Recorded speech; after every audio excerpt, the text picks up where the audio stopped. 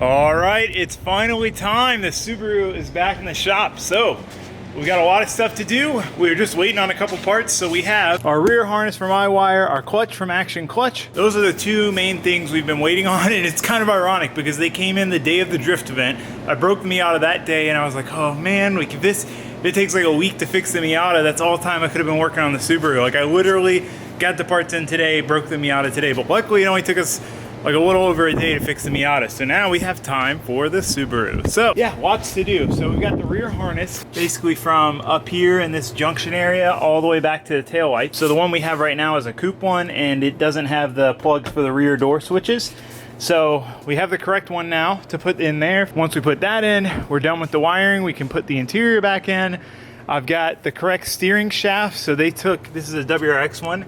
It's got like fine splines, whereas our GC steering column is coarse splines. We've also got the donut for the firewall to like center that. We've basically got pretty much everything we need to wrap this car up. The clutch to put on the engine and put the engine in because the engine's ready. I mean, we're ready to rip, guys, so I'm stoked.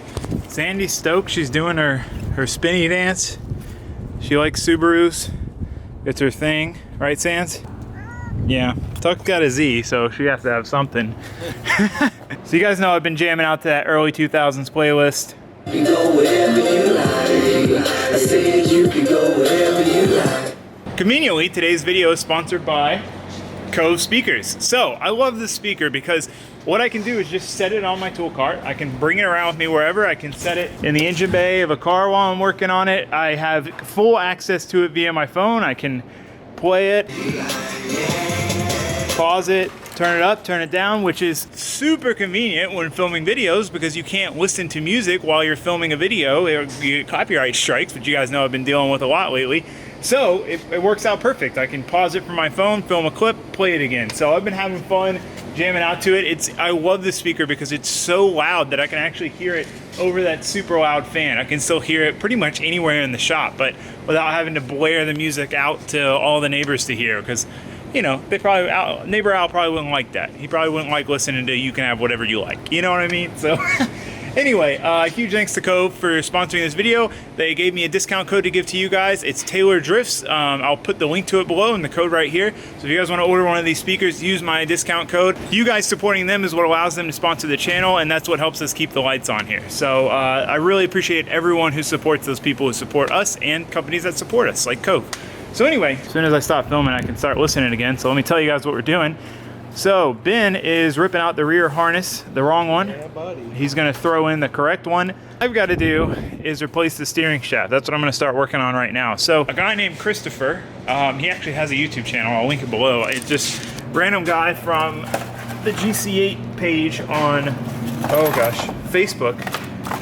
He had a bunch of this stuff. So he had the correct GC8 steering shaft. That's like the difficult thing about doing a project like this is like, one, if I had started this project, I would have had the wiring harness that I needed for the car, the factory chassis harness, instead of an 03 WRX one, and like this donut. So this, he also sent me this. This goes on the steering column to like center it in the firewall to keep it from bouncing up and down, which it was like, I had crazy amounts of play before. Didn't have this either. So luckily, there's awesome people out there that had this stuff lying around and sent it to us. So what I've got to do is figure out how long or short this needs to be. And then we need to pull the column out and put this guy in as well. Ben's popping open the box to the rear harness. So we've got our correct rear harness to go in. So while he's working on that, I'm working on this. So clearly I have a WRX rack. You can see the fine splines on this steering joint and then the coarse splines on this one where it goes onto the rack. So I just need to figure out this length might actually be right. I need to figure out if this length is correct and then basically just cut this off here and weld it onto this one. So just basically change the joint out to the finer spline joint.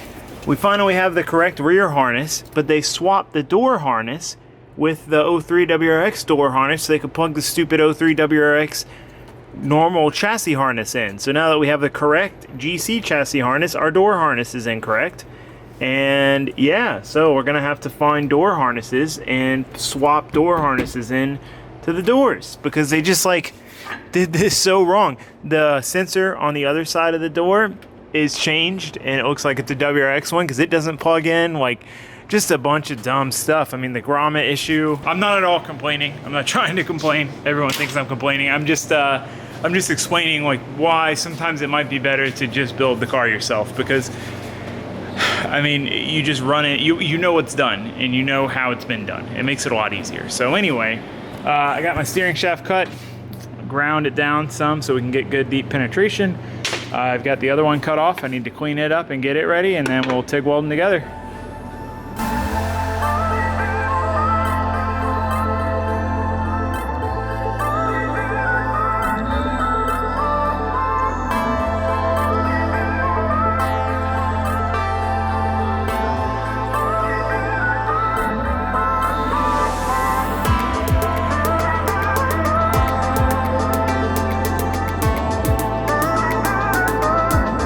Steering shaft is welded. Welds came out pretty nice. I was gonna do a second pass over it just for extra structural support, but there's not really any good way to add a second pass. I don't see that breaking. It should be 100% fine. So that's done, waiting on it to cool down. Ben he got the whole rear harness in. He's now working on wiring in the fuel pump controller. The WRX has like a multi-voltage fuel pump controller. Instead of just being on or off, it has different like levels of voltage depending on the fuel demands. So basically that has to be wired in. So he's soldering that in now. I can open this door back up. I had to shut it because the wind was like blowing the argon away from the weld and it was getting all wild on me. So yeah, I'm gonna test fit the steering shaft. I gotta pull the column out, put that donut in. I need to do that before I forget. Okay, steering was a success. Steering joint works. It's the correct splines there and there. So that is awesome. And we have our donut in the firewall now. So no more floppy steering wheel. Before, literally, they were using the wrong joint. So the thick part of the column wasn't even in the firewall. It was just the thin shaft part. And you could move the wheel up and down with it bolted in up here. Like 5 inches. It was crazy. This car was atrociously built. I'm sure someone would buy a car of mine and say the same thing, but like, some of this stuff is so bad. Okay, sweet. So now we have steering. That's gonna be very helpful because pushing this thing around with no steering kind of sucks. And hopefully we won't be pushing it around much longer. Ben, where are you at? It's gonna be running by the end of the day, you know? Yeah? Yeah. Hell yeah. I got the rear harness in. We just gotta put the interior back together. So that's what we got next? You got all the harness stuff done that we could do? That we had to solder together. Your door like buzzer things are not hooked up and your rear speakers aren't hooked up. Okay, so we'll have to deal with that later, but we can always start getting the interior back in, button up all the interior. Don't want to get too far ahead of myself and start spouting off other stuff that we might not get to do.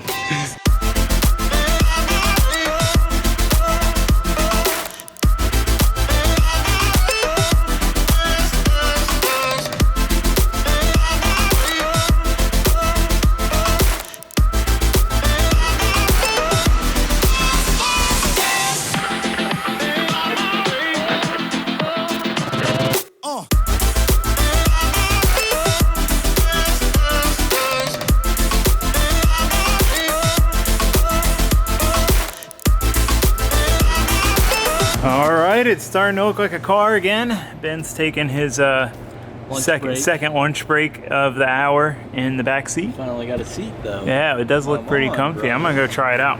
Oh, that's not bad. That's actually pretty comfy. Back here chilling, you know. Okay. Cut. Basically, we need to kind of go through and make sure, wiring wise, that we've got everything done we need to do up there before we start putting those panels back on. We can kind of just finish putting the interior together. We can't find these trim pieces, the B-pillar trim pieces. I don't remember them, but I don't remember not having them either. So we're gonna try to find those. So far, so good though. It looks like a car again. Check it out. Oh, it looks so good to see this thing with interior in it. Not being a bare shell, working steering. Still missing this door panel because I gotta fix I think something's wrong with the window regulator if I remember right. But yeah, we made good progress today. We got the whole interior complete, wiring done, everything. The car is, oh, okay, I can't shut I can't shut the door until I move that. Yeah, the car's pretty much back together as far as everything but the engine goes. So I've got a friend who has a bunch of GC8 parts. I need to get some stuff from him, like that top little piece, my center console thing, B-pillar trim panels that I don't have that I thought I had, and just a few other little things. Oh, like gauge bezel stuff, but for the most part, the car is complete. Oh, Perfect timing. Light is dying. Been on for like 3 hours straight. We're gonna pick this back up in a day or so. We've got a bunch going on in the next couple of days with FD and whatnot. We're gonna get the clutch on the engine. Everything else on the engine is ready. Stab it back in the car. That is the goal by the end of the video. So, see you guys in a minute. All right, guys, we are getting back to work on the Subaru. So we got the motor on the stand. We need to pull it off, put the clutch on, and then we can put it in the car. I went to FD this weekend, so we're getting kind of a late start getting back to the Subaru.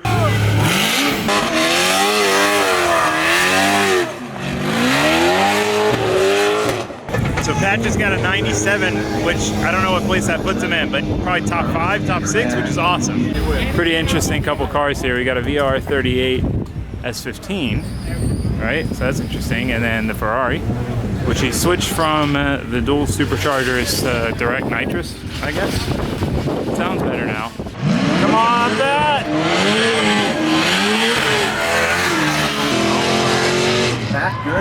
If you're really into it, you can watch the live stream, you know, so that there wasn't really much to make a video of, in my opinion, but I did have a blast. The battles were amazing. I mean, 2-3 years ago, like, you might get 2-3 really good battles in an event. Now you get like 2-3 battles that aren't really good in an event. Like, pretty much every battle is amazing. So it's really awesome. I mean, the field of drivers, it's almost anyone's game. And that's so exciting to watch because you never know. You never know. It's not like before where, all right, this guy's going against this guy. For sure this guy's going to win unless he makes a big mistake. Like, you just have no clue. All the battles are amazing. So, a lot of fun. I really wish Chelsea would have won it. I mean, he was on a rip. I thought he was going to take it, but, you know, he pushed a little too hard, went into the wall. So, anyway, really, really glad I went because I had a lot of fun. The weather wasn't too bad. It was all in all good. But I'm ready to get back to work on my own stuff. I'm ready to drive my own stuff. So, we are going to put this thing in the car. So, we need to get it off the stand, clutch on, etc. I have a deadline now of about 2 weeks from now. There's a Tail of the Dragon trip that my buddy has organized, and I really would like to make it with this car, drive it up there, run the Tail of the Dragon. That's the whole reason I bought this car and started this build.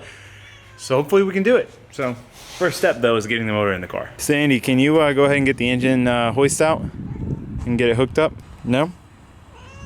No? All right, fine, I'll do it. That's fine. Man, I thought the missing parts Subaru had struck again. That should be the... Can you guys come up with a funny name for the car that has something to do with, like, not having the parts to finish it? Like missing parts, wrong, I don't know, whatever. Something like that, because that has been the theme of this car. I was freaking out because I was like, oh man, I remember the flywheel was a little rusty and I'm pretty sure I threw it away. I went and watched my video and I'm like, oh yep, you can see it right there. Then I'm like, wait, that looks like the clutch and pressure plate. Is it the flywheel? And then I'm like looking at the video and I was filming, showing you guys the clutch and the flywheel and the pressure plate on this table. And I was like, maybe it's under the table. The one place I hadn't looked. Ta-da, there it is. So we got it all cleaned up. We have a freaking flywheel. We don't have to wait. I was so bummed. I was like, dang it, if I have to end this video and end this day without putting this engine in the car, I'm gonna be very sad because I was real hyped to make that big step. So, not today, not today. Okay, so, yeah, we gotta put the clutch, flywheel, clutch setup on. That is step number, whatever step. And then we put the engine in the car. Look at this beaut, though. It's a very nice looking clutch. Got a nice little lanyard, sticker. Freaking beautiful pressure plate.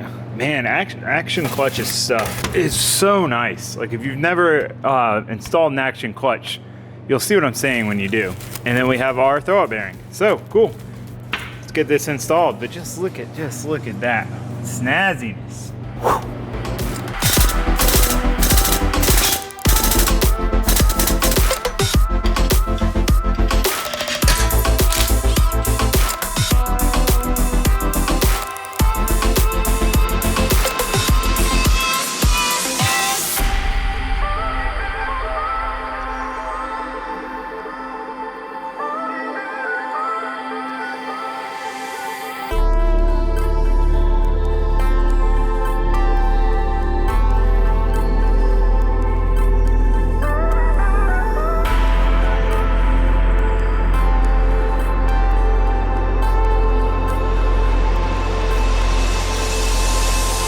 Okay, so we have the clutch set up on, we have it all aligned. I use the alignment tool, but there's a lot of play with an alignment tool. And in my experience, if I just do the alignment tool, it's always a pain or like not even possible to get the trans on.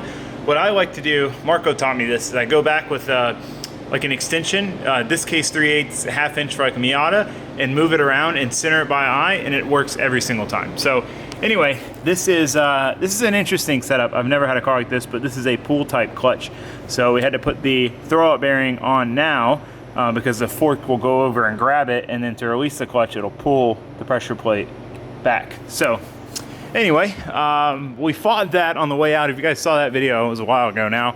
We were wrangling the engine out. We undid the mount. We did all this stuff. Couldn't get it out. It's because it's a pull type, so you can't pull the engine off with the clutch fork down on there. So, and then try to wrangle this thing in, which is very exciting. I'm stoked. Like, engine's gonna be back in. We got interior in. These are all big steps. Very exciting steps. Let's get to it.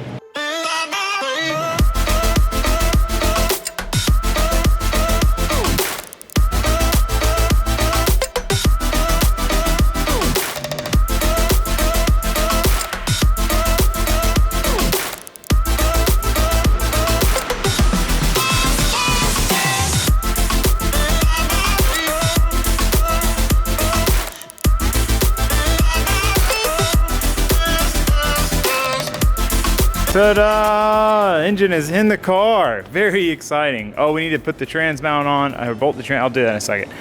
I always do this. I start filming and I keep seeing things. I'm like, I might just gotta stop my brain for a second. But I mean, look at this, guys. I got an interior. Oh, door panel's off. Interior, engine. But your electrical connectors, we don't know where they go. Do we have that too? That is one thing we also have. Electrical connectors, very confusingly. Don't know where they go. Yeah. So we're gonna figure that out for sure at some point, somehow. But yeah, we're just gonna keep working. I mean, my only goal was really this, get the engine physically in the car. So just gonna keep jamming out and see where we end up. All right, me and Ben have been basically tinkering, just tidying up like the random stuff like wiring. We're trying to figure out where everything goes. Luckily, iWire has a good video on, that tells you basically where everything goes. But we got a handful of stuff to hook up, fuel lines, clutch stuff, things like that. I am super, super stoked to have the engine back in the car and the interior back in the car. Like, those two things are so drastic. Like, car being a barren rolling shell to like a wired interior engine. Like that's a big change. So I'm super stoked with the progress we've made, but that is gonna be it for this video. We'll pick this back up tomorrow and we will do body panels, radiator, all the rest of the knick-knack stuff, and hopefully get it started and driving. So I'll see you guys then. Thanks for watching. Thanks for subscribing. Goodbye.